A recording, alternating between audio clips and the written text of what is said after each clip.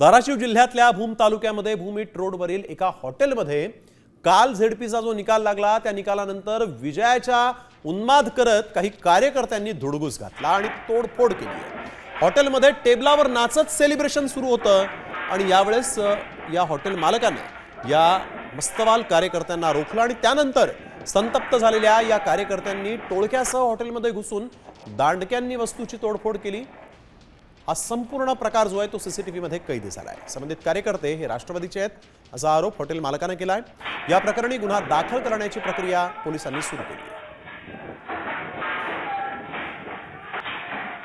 राष्ट्रवादीची रॅली चालू होती, विजय रॅली चालू होती। त्याच्यानंतर ते दोघं तिघ जण इथं जेवायला आले।